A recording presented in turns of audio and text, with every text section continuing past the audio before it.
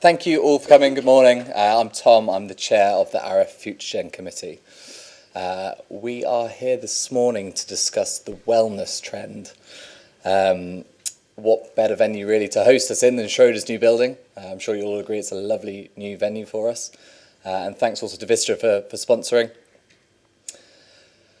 I think we can all agree the way we work is changing. We've got our neighbours next door, WeWork, who you've probably seen, where things like ping pong tables and beer taps and dogs are fairly normal now.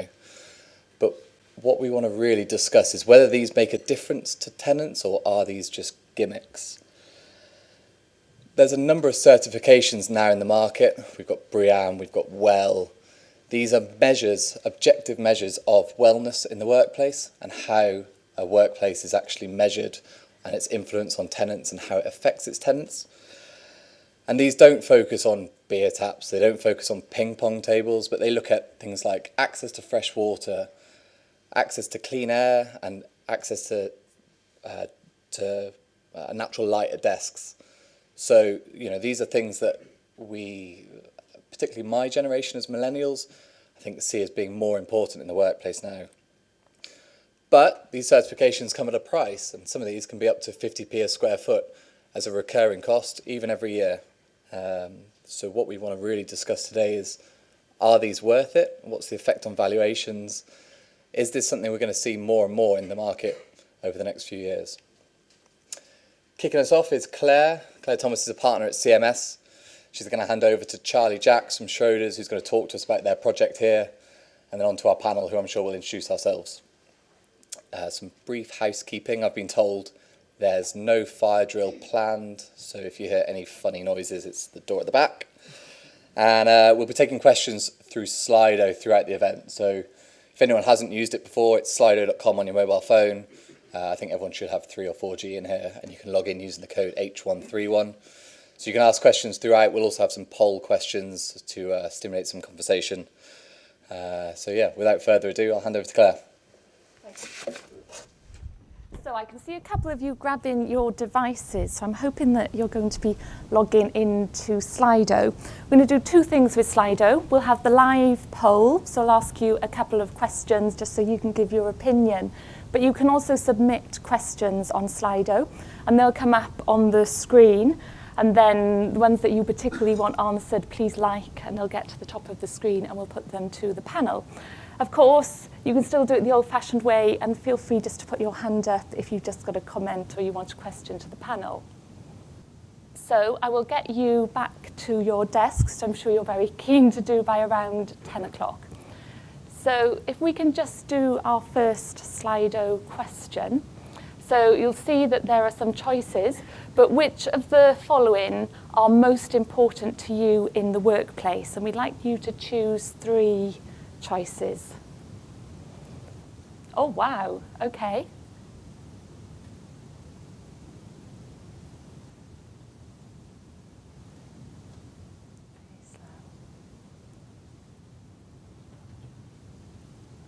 It's interesting, actually, something I think we'll talk about on the panel is maybe the difference between some of those harder things like the light and the air conditioning, and then some of the more sort of softer amenities such as the gym and the kitchen facilities. So quite a distinction between the two things.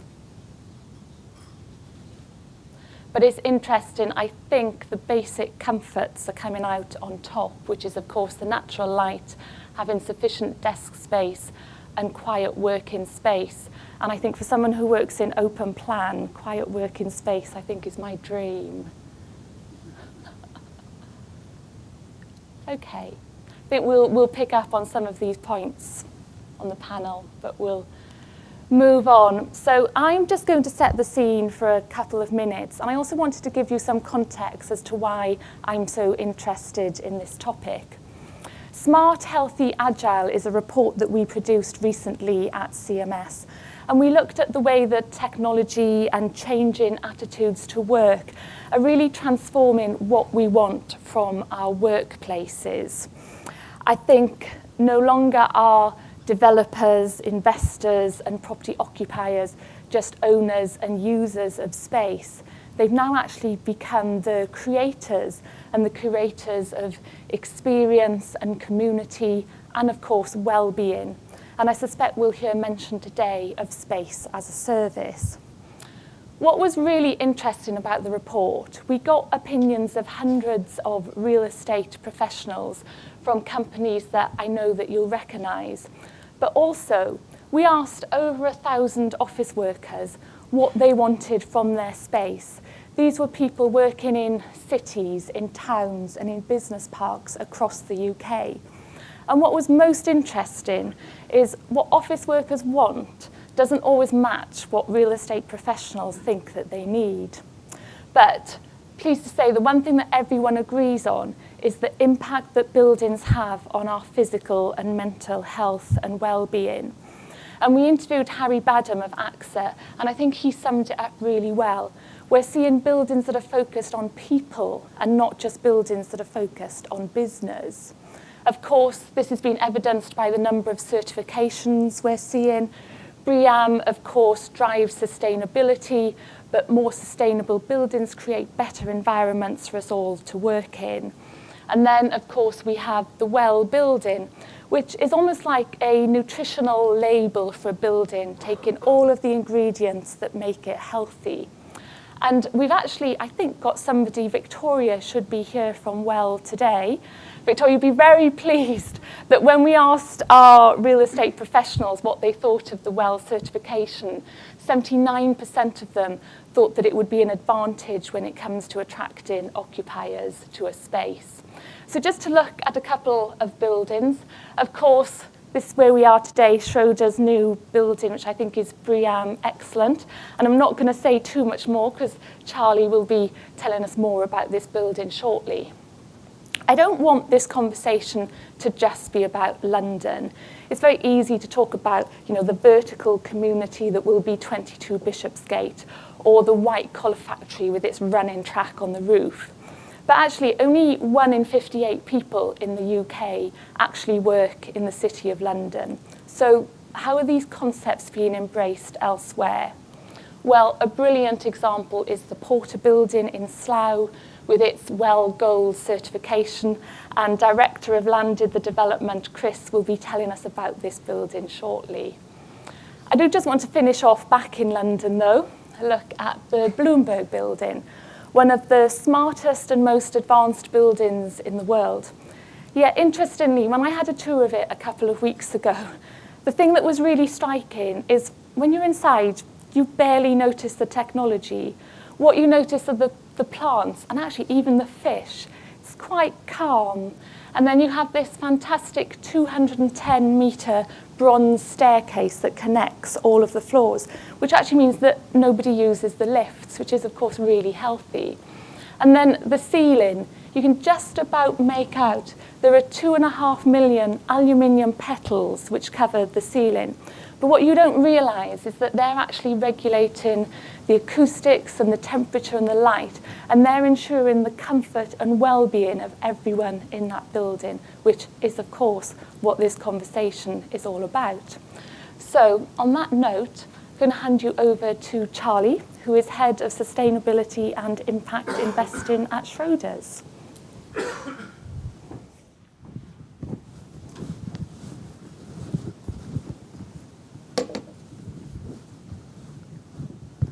Good morning, and firstly, welcome again to Schroders' new headquarters building, which I hope you're starting to appreciate what we've done here. Schroders, or what I wanted to do this morning is give you two perspectives, one from ourselves at Schroders as a corporate occupier in this new building, but also looking at from that of a real estate investor.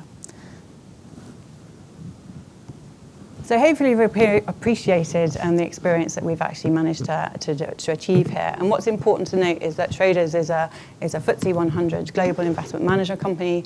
We were looking to establish a new headquarters for the future. Schroders has been going for 200 years, and we're very much looking to endure for the future. And what's really important is how we actually attract and retain good quality staff. I think on the approach, you might have appreciated what the site is here. It's a 2-acre site with quite a lot of public realm and green space and gardens. We've connected to the Roman wall, to the heritage, to the Barbican. And we're really looking to work out how can we achieve what is the best quality of environment for the clients and the staff as they come into the building. And as you've walked up the stairs today, you'll have appreciated the first experience, which is a seamless experience from the reception up into this first floor auditorium. And we've achieved this too on the upper floors between the 9th and 12th, where the clients have open staircases between those floors. We've also achieved that for staff too, with 8 stories of staircases in between the working floors. So seamless client experience is very important, but obviously what's more important is actually the staff here and the employees. This is a service company, and looking after those people is what's really key. So the workplace here supports agile working, communication and collaboration, and we have a variety of open plan work settings, activity-based working, booths, sit-stand desks, bookable meeting facilities, and central hub areas with communal facilities. The stairs again create vertical connectivity, but more importantly allow people to collide accidentally, to really meet colleagues which they don't see on a regular basis. And those impromptu conversations can stimulate all kinds of new business ideas. And of course, we're designed for daylight optimization. What's really important though is the well-being and amenity that this building delivers.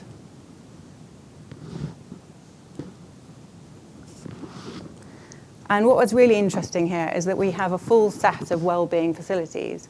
So on the 5th floor, we have a restaurant floor, which has a variety of offers, from Bruno's, a restaurant and wine bar, to a hot and cold food servery, and an all-day dash and go. This also has a garden room with microwaves and opens onto terraces. There's actually 35,000 square feet of green terraces here, a number of which we can access, but some are restricted to birds and bees and brown. There's also a wellbeing suite on the 6th floor, which has a gym, a yoga studio, but more interestingly, it's got full medical services. We have on-site doctors, dentists, nurses, physios, and all kinds of other therapists that you can tap into. And of course, we have showers and cycle storage in the basement. But Schroeder's wellbeing strategy extends far more from the physical and functional to a number of dimensions of our lives. And we have a well-being strategy that goes across workplace, but also mind, body, financial, and work-life. And the benefits are very much driven from senior management and Bruno Schroeder himself. There are resources available for everyone from counselling and support to diversity groups, social clubs, mindfulness, volunteering and charity work. And as you'll see, we've got very much a comprehensive approach to supporting its employees, premised on the belief that diversity and inclusion leads to better business, and again led by our CEO, Peter Harrison. So hopefully you can see that Schroeder's is in one way an exemplar of how to nurture employees' whole self. But then real estate, and we are of course real estate investors. Schroeder Real Estate invests across Europe in a variety of different sectors with a range of occupiers and building types, and we've got about £16 billion of assets under management. And I think today we can all appreciate how occupiers are leading the way with wellness and workplace as they seek to attract ever diverse groups of people, backgrounds, skills, technologies, and all of these innovations and disruptions leading to a requirement for different workplace solutions across working styles and supporting the work-live evolution. We can all appreciate ourselves the importance of the wellness market. People are taking much greater interest in their own health, happiness, and life fulfillment. So therefore, the responsibility for us in the built environment is actually really, really strong. We need to support humans in all aspects of our lives. The built environment is there to support people. We can see the national level response to societal challenges and supporting health in places, and I can reference a few.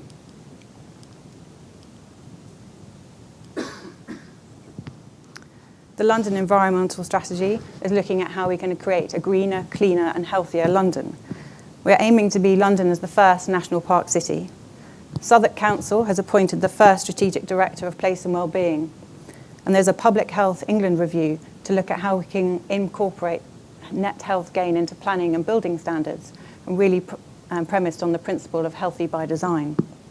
There's also an all-party parliamentary group consultation on how the built environment can better support more productive places, inclusive growth, and with better economic and social outcomes. So as real estate investors, we really need to appreciate what we can influence and how we go about it. We as landlords need to understand the evolution of space and place and services and have the agility to respond to occupiers' desires. Workplaces need to offer flexibility, amenities, and most importantly, support healthier outcomes. Although this, I think, does bring a challenge with diversity of workplace operation, the number of hours that people are looking to be in buildings and how long buildings can be operating, alongside our ever more urgent need to address resource and energy efficiency crises, energy efficiency challenges in our world of climate crisis. So what have we done for Schroders in real estate? We've taken a number of approaches. We've surveyed our UK office assets to understand what the health and well-being credentials are and what the opportunities are for us, both for operating assets, but also those that we're looking to refurbish and build. We have carried out analysis of both Fitwell and the Well building certifications, which Claire referenced earlier, and looking at how can we as landlords really help support occupiers in delivering the best possible environments for their staff. We've achieved, as you might have seen in the press recently, the first whole building Fitwell certification for one of our office buildings in Battersea. And we're seeking to achieve better relationships with tenants to really understand what they're looking to achieve in terms of the environments that they're creating for the tenants. For their employees. So taking wellness, the health of people, most importantly, our responsibility should really be to look to support them in their situations, but most importantly, the mental and physical health of everybody. And we can impact a number of ways. Loneliness is an issue, as is stress, physical activity, sleep, nutrition, and exercise. So we can help reduce absenteeism and sickness, which benefits business, most obviously in terms of productivity, but also in terms of medical care costs. We can alleviate the burdens on health services, we can improve happiness, and we can support productivity. But interestingly, we can also extend this wellness challenge into our social impacts. And there is a development of impact investing, which is coming to the fore. Impact investing being where you seek to achieve a positive social and or environmental objective alongside your financial objectives right from the outset. And at Schroders, we're developing a real estate with impact strategy where we're looking at how do we understand the positive social impacts, so looking at the impacts of people and place alongside planet and prosperity. So I think what's really important from my perspective is that wellness is a significant opportunity for us all, personally, in our communities and in businesses. And we can all relate to it directly, which I think makes it so much more interesting. And from a sustainability perspective, there's much more discussion about this than there is about energy efficiency. So our wellness response must apply to all sectors. That's our responsibility. The built environment is there to support people. We need to look at both internal environments and external environments, both public and private. And we need to look at how places come together to really support people in the environments and the communities that they serve. The environments that we all experience in our daily lives are very key to health and happiness, both mentally and physically, together supporting the health of business, society, the environment, and the economy. So hopefully that's given you quite a diverse perspective on wellness coming from a sustainability and also corporate occupier perspective. And I think one of the challenges is where does wellness sit within sustainability? And maybe that's something we can talk about on the panel. So I believe, Claire, over to you. Yes, I think it's for me to introduce the panel. And I have to say, Charlie, I actually live very close to this building, so I do my morning run quite often around sort of the High Walk. And actually what's gone into sort of the public realm in terms of the sort of links back to nature and the greenery, it does really make a good environment. Yeah, great. Definitely. So Charlotte's going to join the panel. And then we've also got Chris Hyatt, who I mentioned was developer on the Porter building. We've got Michael Brodman, director at CBRE, and I know most of you will know him for his valuations expertise. And just for a different point of view, we have Lee Elliott of Knight Frank, who's actually global head of occupier demand. So we should see the full spectrum of opinions, I'm hoping. So we've heard from Charlotte, so I'm going to ask each of the other panellists just to introduce themselves and just give us a little bit of context about what well means to them. I'll start with Chris. Okay, thank you, Claire. Good morning, everyone. So I work at a property company called Landed. We've been in existence from 2005. Our most recent sort of collection, if you like, was a portfolio we developed along with Brockton Capital in the Western Corridor. So we had 6 buildings, about 1 million square feet, being delivered from 2014 to 17. 5 of the buildings were refurbishments, back-to-frame refurbishments, quite significant repositioning. But our building in Slough, the Porter building, was the only ground-up building that we undertook. And it was quite interesting that we bought that site. It was a horrible old building built in the 80s. In 2014, we engaged TP Bennett as an architect to design us a speculatively built building of 120,000 feet, and didn't think too much about anything else. We then got pestered by this outfit called the Wellbeing Institute, or the Wellbuilding Institute. To be honest, I mean, Victoria, you can blush, but I mean, we weren't really aware of the whole well thing. But your guys kept at us and explained how it was important. You wanted to break into Europe. I mean, I think we were one of the first people to register with you. And we really embraced that. The building itself had really good bare bones, and it's quite interesting what you were just saying earlier about what's really important. It is about natural daylight. It is about fresh air, aspects, having places to break away from the working day. So our building had 3.6 metre floor-to-ceiling height, so we had a lot of natural daylight. We thought about expending nearly £1 million on circadian lighting and decided that didn't get us. We didn't get much for our money in return. We had a building that had 100% fresh air ventilation, so that in itself gave us lots of points, and it's quite obvious why that's good for well-being.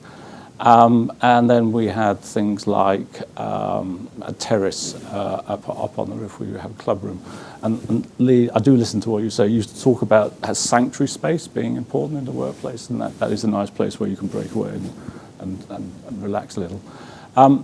So we were a long way down the line, and I'd love to tell you that that was where it ended. But we then had to go through a process of enhancing the building. Not a great deal. I think so as a spec developer, we started to invest money into this, and we probably spent another £50,000 to £70,000 enhancing the building. Someone mentioned about filtered air. The building, even though it's next to a railway station in the middle of Slough, very heavily filtered air and water, so the water is very palatable, potable from any tap in the building. And then we went through, our investment then was paying CBRE a lot of money to help us go through the well rating process. The well building took a fee as well. So I think for the investors there, we've probably put another £150,000 into the building project to get a gold rating. But the good news is we sold the building. It was in a portfolio. It was one of the nice little cherries in the portfolio. So I can't tell you that it was half a point or so on the yield, but you might be able to talk about the evidence you've got elsewhere that is the case. So happy investor. Thank you.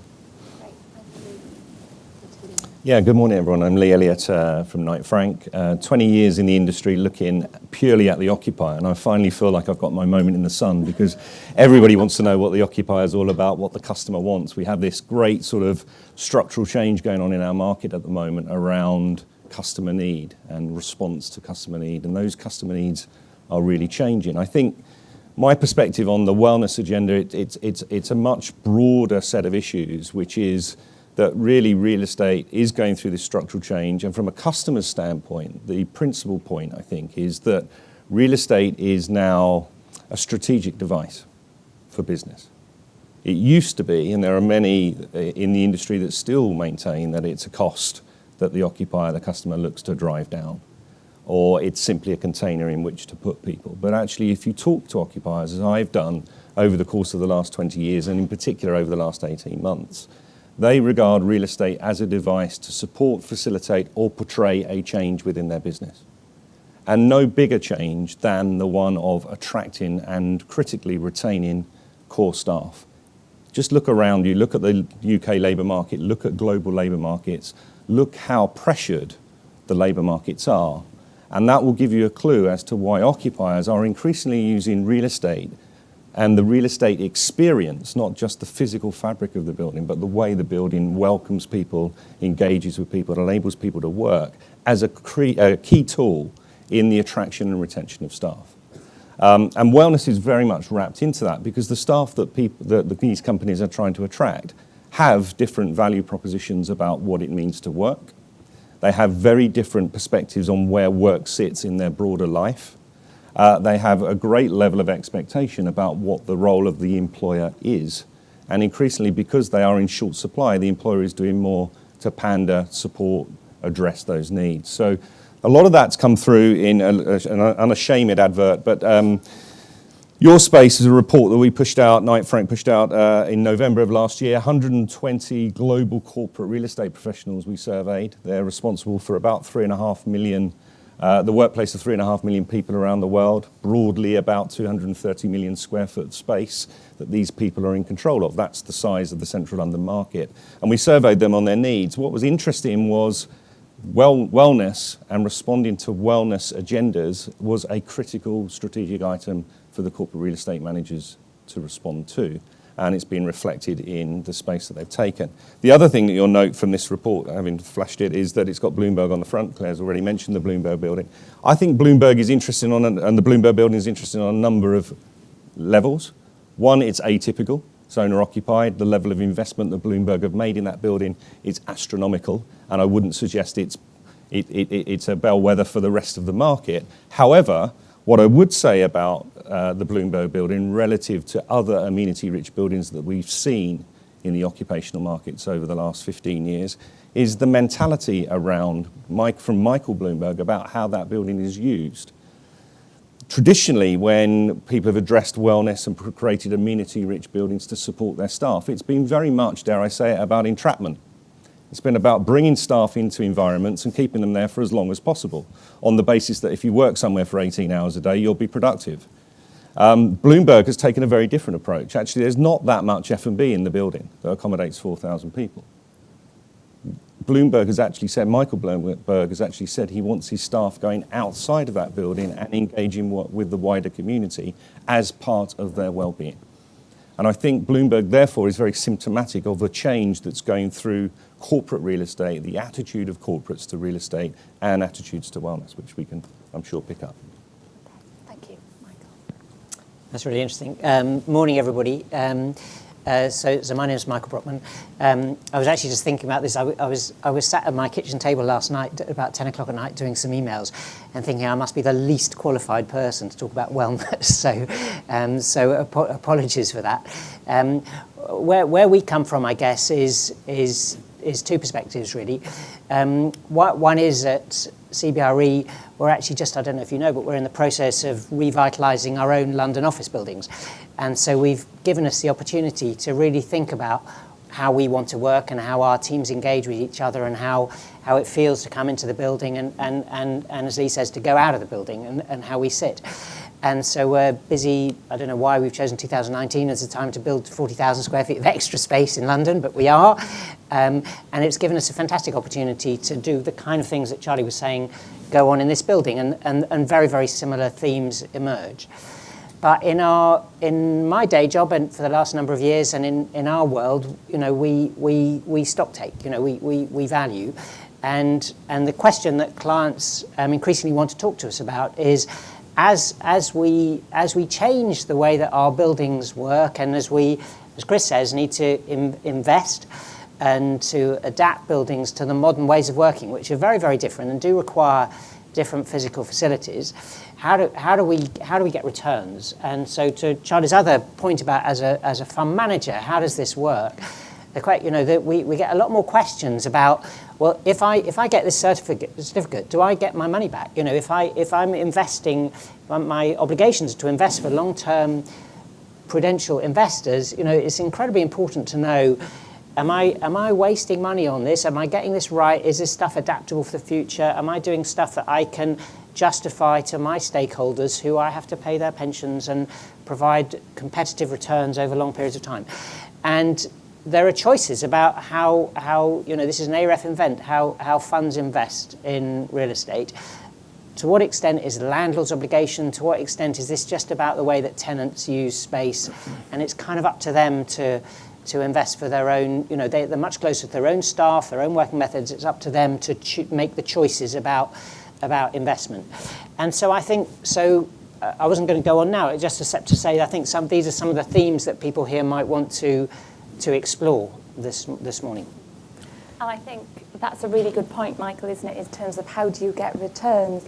And I have to say, quite shocked, Chris, it's sort of 150,000. And I can just imagine when you're going back to Brockton and selling that to them, that must be quite a hard sell. And I don't think we yet have sort of the metrics to actually demonstrate the tangible benefits. So how did you sell that to up to the board, to Brockton? So it was a little bit of a leap of faith. I mean, fair's due to Brockton, they are great thinkers. So Yep. they were being bombarded with this as well. To be honest, one, we were partway down the route, as I said, with the building anyway. So 30,000-40,000 pounds of physical cost wasn't that much, but the time and effort was considerable. This building was in Slough, so it's quite, and actually it's almost 2 years since we finished building it. So we're a long time waiting for the next rated building. Probably that is going to be 22. Yeah. So But it's sort of a claim to fame to have beat yeah, a little 22 bit. But to I mean, certification. so this is why I say why it was in Slough, because you could argue some of that 150 came out of the marketing budget, because we wanted something to talk about the building, to elevate the building out of the Slough market. The building is right next to the Elizabeth line, so we're very much trying to play. We joke about Slough being the 34th borough of London. Because it's a tube-like connectivity. So there were other sort of soft reasons to doing it, and then also we just felt it was right. And the other thing I'd say, continuing the debate, we can only do the hardware. It's the occupier that makes these things really, really work, and the well rating only exists for 3 years, so it has to be revisited, which I think is far more interesting than an EPC certificate or a BREEAM certificate.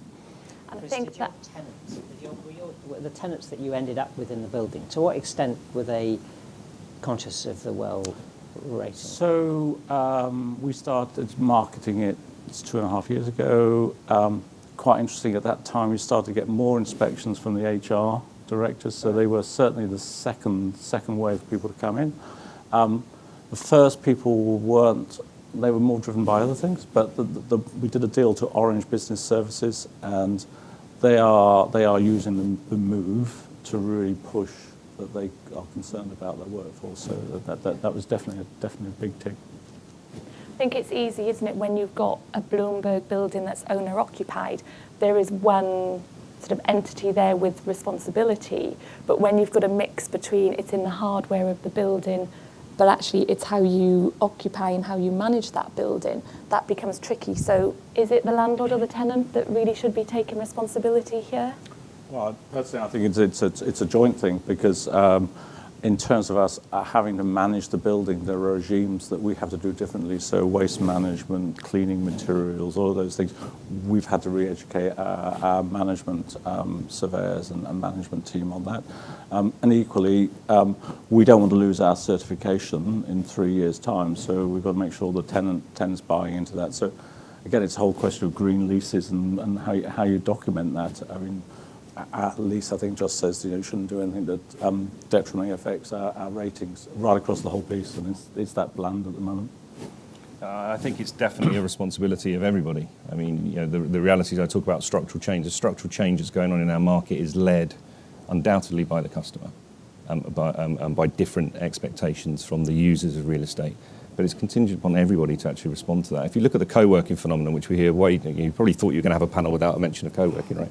But the co-working phenomenon that's been occurring, and if you look at the way that we work across the road operate, they provide a service. It is about hardware, but it's also about providing an experience for the people that use the building. And that's the world. I mean, the reality is that developers for many years now have done a great job at building very good product physically.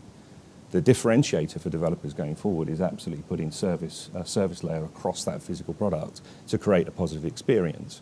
Because just like the occupier is looking to retain staff, from the perspective of the investor, irrespective of the actual type of investor, it's all about retention of occupier. It's about retention of income in a world where we're moving increasingly to flexibility. So providing service is an obligation of everybody, from managing agents right through to the landlord and of course the users of the building too. And that's another feature of what we do as a landed product is we have a concierge service. So our building managers are recruited from the hotel industry. And in the service charge, there's a 25p line that's called fund money. And they have that money to put on weekly events or whatever the tenant wants to have some fun. So just quite conscious that obviously this is an AREF event. And traditionally, the real estate market has been about, you find a tenant with a good covenant, you sign them up for as long as you can, and then you walk away and you might go back just to do your upwards only rent review, but you'll talk to them again when you get to lease renewal. But actually it's sounding like this is more of a partnership, which is that a bit of a structural change for landlords, because don't they just want the rent? They don't want to be hotel operators. Well, you can make a turn, you can sell some service as well. So you go back to, we haven't really seen yet building managers selling services to the occupier. And I think there's a huge industry there. I think building owners are trying now, catching up, aping what WeWork have been offering. So you see what British Land are doing and Landsec are doing. So there's a change there. The people, Spelthorne Borough Council bought out the last 3 buildings, and they're a 35-year investor, so they've got an interest in making sure that they get good rent reviews and keep a full building. So there's a self-interest there. So Michael, do you think this is about retention and attraction of tenants, or are we actually seeing it impacted in the rents that you can achieve? So our agency colleagues definitely would echo what Chris said, is that when occupiers, and you'll have found this, I'm sure yourselves in your own organisations, when you take tenants around buildings, it's a much wider range of questions that they're asking than ever before. And the ability to satisfy, especially in the high value areas, especially in London and the big urban conurbations clearly, their ability to satisfy increasingly demanding staff is incredibly important. And that doesn't seem, so I think we're talking about, but we're talking about a particular part of the market. I think there might be a different answer if you were in some of the regional markets, in some of the sort of more process-driven organisations where it's much more routine. But certainly in the London office market and in the big corporate headquarters world, this is enormously important. And this isn't a sort of we don't think this is a short-term fad. This is a kind of fundamental change in the way that organisations are working. And it's not just in the UK, it's worldwide. So actually, the leaders where we see the best examples of this kind of stuff happening, we can learn a lot from the Dutch, we'll learn a lot from the Australians. There's many other places where this is really much more embedded, actually. So then the question you ask is a really tough one as to whether you see it in the rent. So did Chris get £51 instead of 50 or 30, sorry, £31 instead of 30 or whatever it would be in Slough, or would Schroders pay slightly more in the yield when you're buying the right what feels like the right modern facility for corporate occupiers in London? And we find that very difficult. The way where we would go back to is the sort of journey on this thing is to learn from what happened in the sustainability world generally over the last 10 or 15 years. So if you look at people's criteria about energy usage, about contaminated land, about all about the sort of different criteria that people over the years have found more increasingly important, they have become embedded in the definition of what prime real estate is. So rather than being a separate thing, that then you suddenly get this sort of extra little bit which you get another quid for or another 10 basis points, and I think it's very hard to call that. But what I do think is that increasingly fund managers or property companies or big corporate occupiers' definition of what it means to be in really super real estate and what you pay up for, of course it includes location, it includes fundamental things, how your buildings are built and how they're arranged and so on, but it also includes an awful lot of things about the way that the they facilitate in a positive way, occupiers to provide a really positive environment for their staff. And that bit of it was not it was not a big, not high on the list 10, 15, 20 years ago. So it's different. Can you put an extra percentage on it? It's really, really tough to call that. I think we've also got to challenge a little bit some of the thinking that occurs in the property bubble. If you start putting yourselves in the shoes of the customer, we all think it's about rent. We all think it's about occupancy cost if we're broadly enlightened. Actually, if you put yourselves in the shoes of the customer, real estate's only 15% of the cost base of an occupier. 55% of the cost base of an occupier is people, and the biggest risk to that 55% of cost is the cost of staff churning out of the business, because it's about 150% on average to replace someone. So in the context of London, it's 10 times more expensive to someone leave a business than it is to accommodate them in a workstation. Now, the real estate guys have kind of cottoned onto this, the corporate real estate guys, they're recognising that actually the attack on space and reducing the amount of space that you have and paying less for it and driving rents down is actually a false economy if it leads to people actually voting with their feet and leaving the business, because you end up spending way more on replacement costs of staff. And this is the bit that I struggle to get my head around, that the industry isn't waking up to this fact, because this is how occupiers think now. Now, it will change, because invariably we'll get an economic cycle and things will get a bit harder and people attack space because it's something that you can tangibly attack. But at this moment in time, as that research report I referenced shows, we have occupiers, more than half the occupiers we surveyed actually are not rent sensitive at all. They're looking to invest in real estate to support strategic agenda items, including the well-being of their staff. And Charlie, I think having just moved into this building, you must have a view on whether you're starting to now see the benefit of all of the initiatives.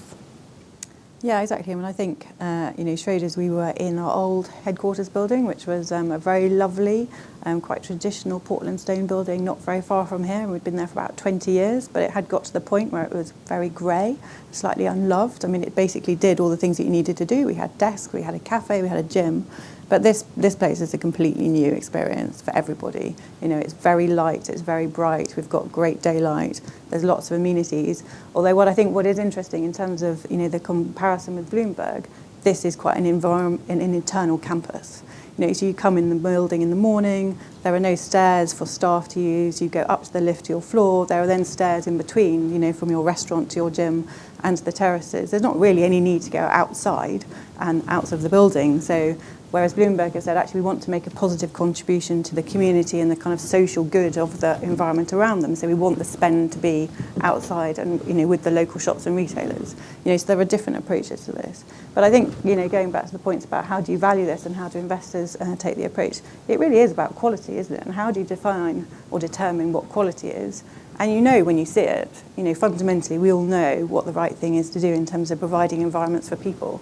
And that kind of quality aspect, you can look at a building and say, okay, this is a better quality prime building with everything in it relative to something that's not really hitting those kind of quality metrics. The question is how does that definition of what quality means to certain types of occupiers in certain types of locations and certain regions really mean?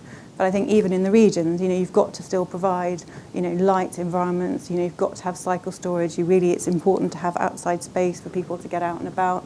People really want to do things during their day. They want to go running. They want to go to the shops. They want to, go out for lunch. So you still need to have all of those things, no matter where you are. It's just a question of how do you do it, and how do you do it at a price which is appropriate in a location where actually the rental level isn't quite as interesting or as luxurious to allow you to do that. But you still got to look at the opportunities that you have. I'd say there's a market force at play here. If you go back to 2007, when this thing called sustainability came along and we agonised of new buildings or whether you did BREEAM excellent, BREEAM very good, EPC, A, B, whatever, you knew at the end of the day that you had to build the best in the marketplace, because if you're in competition, the user's going to go to the better specified building. Government took over. The building regs changed, so Schedule L came in. So you didn't have a choice. You started to change. So that was the market force, and we stopped talking about environmental sustainability. We're now roll that on 10 years, and we're talking about this thing well. I think if you ignore it, you'll just go backwards in the quality. So if you want to make sure your building is going to get let and have an investment value, you've got to build market appropriate. And so all of this is going to naturally get absorbed. What is good about a rating system, whoever's it is that there's an impartiality. So don't take me as a developer's word that it's really healthy, this building. There's a science to the rating here. Now, I'm conscious that time is moving on, so I'm quite keen. I don't know if we've got any questions from Slido, or actually if there's anyone in the... John, I can always rely on John. One of my various hats, I chair the ULI Capital Markets Committee, and we had a seminar last month on the capital markets impact of ESG. And one of the points that came out of that from the panel that hadn't occurred, that hadn't previously occurred to me, was that there was a view that lenders were looking at building certification as one of their risk assessment criteria, and therefore the biggest return to property investors from certification of their buildings was actually a lower margin on the borrowing. And I think that was raised in the context of BREEAM and LEED. But so my question to the panel is, have you seen the same, and does that apply to wellness as well as BREEAM and LEED? So I have to say, I think it's very early days. I think they ask the question. I think when we engage with them, they want to know what the situation is. I've never seen the commercial terms vary.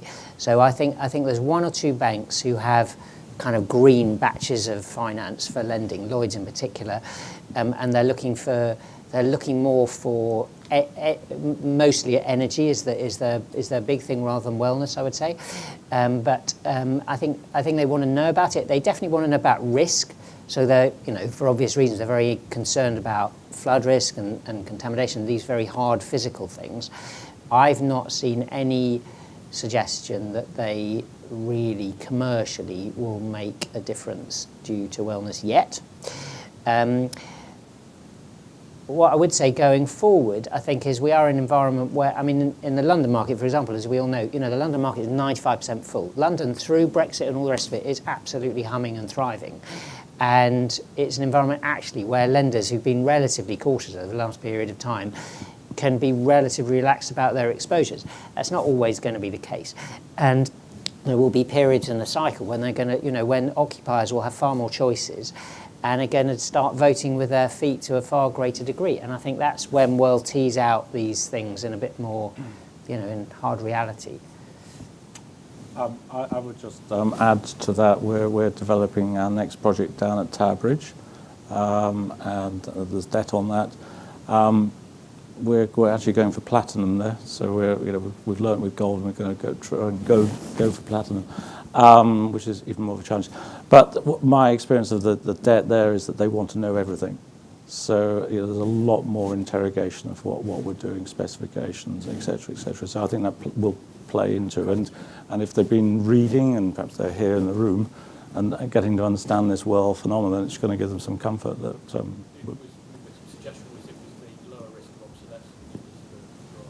Yeah. Charlie, I think your role is sustainability and impact investment. So do you think wellness is just the natural progression of that conversation? Is it all blended?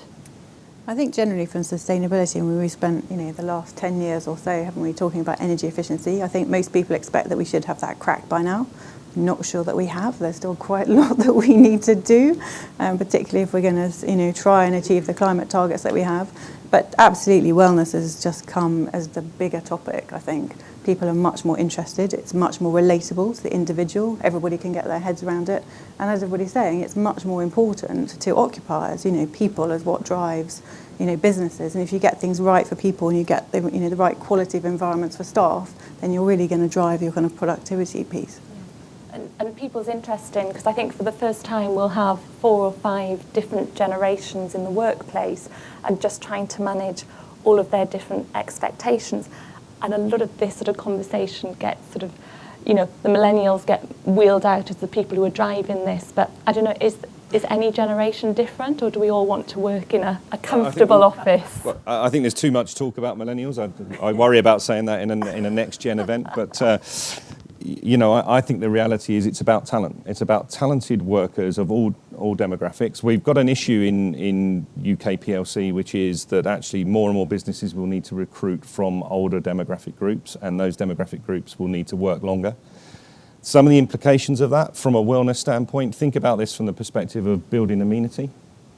One of the things that we're absolutely going to need to see within buildings of scale or close to buildings of quality is healthcare facilities. Things that support an older generation, a mixed generation of workers in their work-life balance. Because there isn't enough of that. If you look at cities now compared to 30, 40 years ago, actually that fabric of healthcare that was close to the place of work has actually disappeared. It's going to become a greater need. So I think the multi-generational workforce is an issue that people need to get across. We need to stop some of the lazy thinking that goes on about millennials and what millennials want. We need to think about talent in all of its forms, shapes and sizes and in its diversity, and start responding to the talent agenda rather than some narrow thinking about a millennial. That would be my perspective. I 100% agree. I don't qualify as a millennial, incidentally. Me neither, for sure. But I 100% agree. I think who doesn't want daylight? Who doesn't want flexibility in their workplace? Who doesn't want really good facilities around them? That's not a thing that young people are versus old people. I absolutely agree with that. And I think, and in fact, even more actually, when you've been working in offices for decades, you absolutely want more of these facilities rather than less. You don't want to come into a rank of desks and no communal space, no breakout space, no sports facilities, it's nonsense. So I totally agree with Lee. I think that this has got, as crucial as the younger generations coming through the workplace are, actually this is something that suits everybody. And I think that one of the good things is that means that people who have got to the senior ranks of really big corporations totally get this stuff. I don't think you have to persuade investors or corporate occupiers that this is really important. The question is, how is it done and who pays for this stuff? I mean, that's our feeling on this. I think there's an even bigger point. And it's a lovely building, but is it in the right place? So we're very focused now on trying to develop in the outer ring of, if you like, central London. Because one of the ways you actually turn up to work and do a good day's work is you do have a stress-free journey to work. And if you're spending an hour or so fighting on the tube, you're not going to come in a good state. So we're trying to put some of our buildings now closer to where people work, and I think there's a whole issue there of ease. And if you're going, and I am an oldie, to make life easy, that you can get to work easily, get home easily, and not be stressed, will allow you to work a longer working life. I think it relates also to kind of the challenges that we all have and experiencing in terms of care responsibilities as well. The whole kind of way that we have to support ourselves and people, say whether it's our kids or our old parents or anybody else in between that we're reliant, to support. That really impacts on, flexible working and agile working. Where do people need to be so that they can get home, go to hospitals, visit relatives, do the shopping, whatever it happens to be. We're challenged now, aren't we, with that kind of great range of people that everybody needs to support, and so work needs to help people in those responsibilities. I think this is why we've seen workplace experience become part of the sort of the mantra almost, because actually, years ago it used to be the expectation that you would do the commute to come to work. Now employers have to create an experience that makes it desirable to do the commute. That's a very different way of thinking. Now it's not universal at the moment, but the more enlightened occupiers that are really struggling to find their talent have to give that choice, and they also have to reflect that choice available to their staff through policy as well. I think one of the dangers here is we get a little bit trapped into sort of thinking that real estate's the solution. Actually, Chris mentioned HR. There's no doubt HR have been more actively involved in the process of procuring space. But one of the things HR absolutely need to do in the context of an occupier is create the policy environment to enable people to work in a more well way. By which I mean, sometimes working home, sometimes working remotely, working in different environments. There's a whole mix of change that's going to be ongoing over the course of the next 5 to 10 years, I suggest. And I just want to pick up on a couple of the questions from Slido. So at the top one, how does wellness affect the secondary markets where occupiers are largely cost-driven? I think, Lee, you mentioned the costs of rent as opposed to the costs of people. So I don't know whether that's a sort of Yeah, I mean, it's interesting. Quickly, my response to that. What would you call a secondary market? Traditionally, we called UK regional cities secondary markets. I wouldn't call them secondary markets now. I think some of the functionality that we're seeing in core cities, Manchester CBD, they are proper grown-up businesses doing proper grown-up things. They're not back offices. They're places that need to be invested in. I think the bigger issue is some of the sort of more provincial town, market town type of markets. They've got more challenges around making some of this work. And that links back to my point, I suspect, around sort of remote workforces using dormitory type environments, places of work but close to home might be the answer for secondary markets. So I think that's where Chris is coming from. Yeah.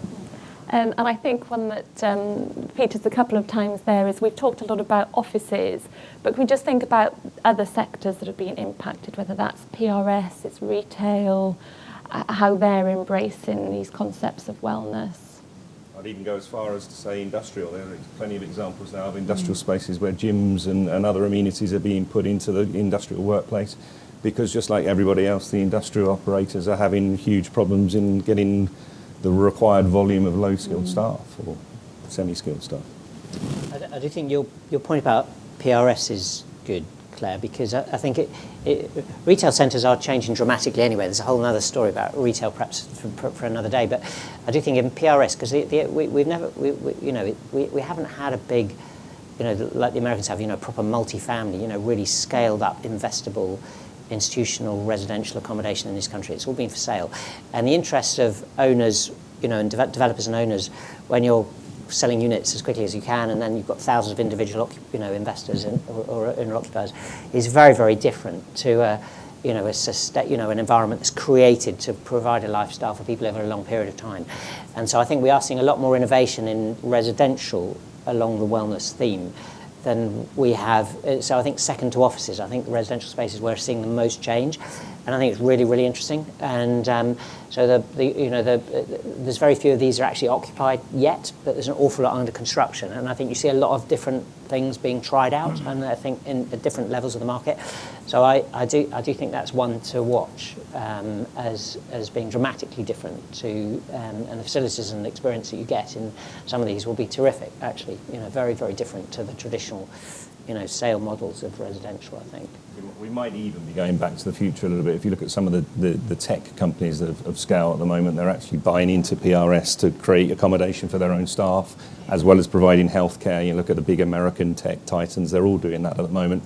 Building houses, taking blocks of PRS, giving it to their staff, creating a working environment that's encompassing of all aspects of people's lives. It's almost a return to sort of the Port Sunlights and Bournevilles of this world, for those of you who did town planning many moons ago. So you touched on work-life balance, and I guess we're talking about how PRS and residential is changing alongside offices, and we're becoming maybe less boundaries between when you're in work and when you're at home. But actually, is that stressing us out? We're all sort of on call 24/7. We know that mental health issues are, really costing the economy. I think it's up to £100 billion a year that mental health within the workplace costs the economy. Yet, by making technology better, by allowing us to work from home and in the office, are we actually making wellness worse? I don't think we have made technology better. We've made technology more evasive. We have it intrude in our lives much more, and that comes back down to my point around policy and controlling the use of technology and what's appropriate behaviour in a corporate environment. I've got a number of mates that work for big American corporates. They have a 24/7, always-on mentality that's inbred in the corporate culture. If we're going to address wellness, and if you're, I'm speaking from a corporate occupier standpoint, you need to address that corporate culture that makes it okay to be off. And I think, so I don't think technology is the issue, it's the application and expectation that comes with the technology that's the challenge. And that's about just getting a bit more grown up about how we treat people. I mean, the reality is wellness, you can do all these things with air and all good stuff. But, Neil Usher, who some of you may know, does sort of a lot of work in sort of the workspace area. He just sort of says, actually, the core to being, to wellness is actually just being good to one another. It's about being good, responsible citizens and co-workers. And we could get a long way with wellness by just actually being better with one another in our workspace, in terms of what we expect of each other, how we manage people. There's too much command and control. There's too much at the moment of people basically administering email in row upon row of desks in expensive office space. We don't need to do that any longer. It's just driven by management culture that expects that.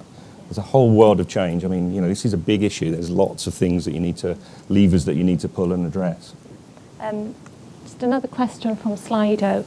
I think we've talked about how difficult it is to tangibly sort of quantify the benefits of wellness. So the question is, should there be a well-building index so that we can actually measure the value of the impact? I mean, the only thing I would say is that when you have a whole bunch of criteria and you have to kind of weight them, and I do think I'm sure Victoria, I don't know you, but I'm sure the challenges of how you set an objective measure which applies across indices, big volumes of real estate, is really quite difficult. And we found that 10 years ago when there was a really serious effort to working with IPD to produce a sort of component of that was a really sort of valid statistical analysis of the relationship between sustainability and property performance. And it was really tough to do.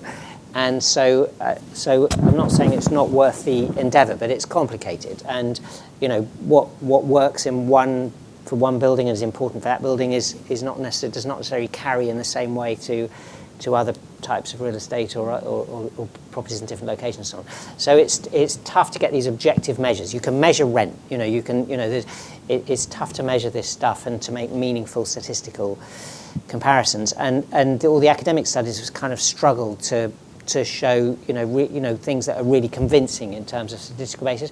I prefer to go along the route of what we were talking about before, is like what works for particular occupiers and investors in particular locations, and what does quality mean in 2019 and going forward. And for people like Chris to have to make decisions and call for money to do particular things that are right for those particular circumstances. I think when you start applying it on a universal basis, it gets a bit more complicated. So I think it's challenges to get indices to effectively convey these things. Which I think then leads on to a point raised by Ollie, which I think is a really good one, because we don't have these objective standards. I think then, is there a risk that this can all be a little bit smoke and mirrors? Charlie, I know you probably have lots of experience of greenwashing and someone making out that their building is actually much more sustainable than it actually is. So do we have that risk in wellness, that there's a lot of talk about it, but actually in terms of actions, they're not coming through? I think it does come down to the experience that the individuals have within the buildings, doesn't it? Do all the wellness credentials that people have actually delivered actually give the people that are in there the experience that you think they're getting? And that's a little bit challenging, to really understand at the kind of the individual level, isn't it? It's going to be self-evident. If you've got one building that has it and one that doesn't, you just know you're going to want to work in the building that's got it. I mean, I was involved when I was an agent at Chiswick Park, which was, a forerunner of what it did. And I was getting regular emails from people saying, I just absolutely love what's there. Now, how do I get a job there? I mean, it wasn't my job, so that's the best evidence I can give you. I'll just go back to measuring. There is, anyone familiar with the Leesman work? Yes. So they do try and do a measured piece, but I'm desperately frustrated over the years that even I was at JLL, the research team couldn't quantify productivity. So you talked about better workspace. It was just about productivity. It still doesn't seem to be a measure even for productivity. You look at absenteeism, can't you, and the impact that from an HR perspective that you're in churn, exactly, in retention, and those are things, and coming to the point that HR is a much stronger responsibility in terms of the decision making of where occupiers go. A lot of our wellbeing strategy is completely driven by HR, and how do we actually deliver on that? And we have a wellbeing benefits manager. We have a whole strategy, whole set of people that are just focused on ensuring that Schroders is providing the best kind of benefits and environments, including flexible working, you name it. There's a whole strategy. I think the corporates are doing that, but you're not sharing it because it's like giving away competitive advantage. So, I'm very aware of the work that PwC do. I mean, it's very, very monitored. You have the sensors on the desk, knowing how the space is being used, who's coming in and out. It's kind of a little bit Big Brother-ish, but they've managed to sell it because they've been able to show that all that data is actually giving you all these benefits. And I guess you're probably doing a similar sort of thing. And I think that's the sort of wider conversation for the whole of real estate, isn't it? Is how good as a sector are we at collating this data? And, you know, we're in physical buildings, so we have the capacity to collect loads and loads of data, but not sure we actually know what to do with it. And maybe there needs to be a more openness around sharing this. Yeah. Okay. Now I'm going to go for, I'm conscious of the time actually, so we'll go for one more from Slido. What are the risks associated with this trend? I guess we touched on sort of obsolescence and, you know, how do you keep your building relevant, but any particular risks? One I would call out is thinking you've got it sussed. And the reality is that the wellness agenda is going to continue to evolve, and expectations around what it is to be well in work are changing all the time. I think if you look at real estate, the supply of real estate in particularly in mature markets around the world, we've done as an industry a pretty good job at creating the physical fabric to support people in their physical well-being. Gyms, running tracks on top of buildings, that sort of stuff. You know, that's in quality buildings around the world, that's pretty de rigueur now. But actually what we've not done a great job at is providing spaces such as sanctuary spaces, contemplation rooms, softer things that actually help people with their mental well-being. So actually thinking you've got it sussed because you've got a gym, I think, and yeah, having complacency around that is the biggest risk. So I think we are going to go to our final Slido question. Is there anything else from the floor that anybody wants to ask? Tom? I've just got one question. Michael, Chris. Thank you. Mainly one for you, Chris, actually. You've obviously got this certification for the building in Slough. Would you do it again for future buildings, or? 100%. I said we're doing a next scheme. We're just going in for planning. Funny enough, in Southwark. So it's interesting to hear that I've met Professor Fenton, who is the director of Place and Wellbeing, I think is the title that he has. So no, I mean we will in the short term be using it as a trademark of a landed building. And we've got a nice brand as landed building, so definitely wellness will come with that.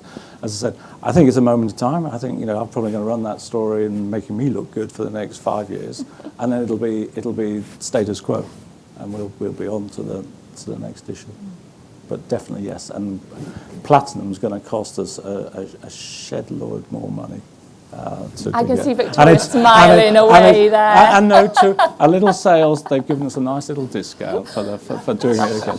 But no, it is definitely, I'm very happy to go to, because it's not my money, I have to go to for our investors, that they are quite interesting as an organisation. Someone mentioned ESG. I thought that was some kind of drug when I first heard it, but that is so important, and it is the social sustainability and the governance that is going to be more and more important. I think well plays to that very well. So we're going to have our final Slido poll. Which trends do you see becoming popular in the workplace in the future? So we have wearable technology for monitoring employee well-being. I think Chris mentioned Big Brother. Increase in artificial intelligence in the workplace, and I think that's really important in terms of the analysis of the data that we're able to collect. Wellbeing objectives introduced to performance appraisals. I think that's a really, really good one.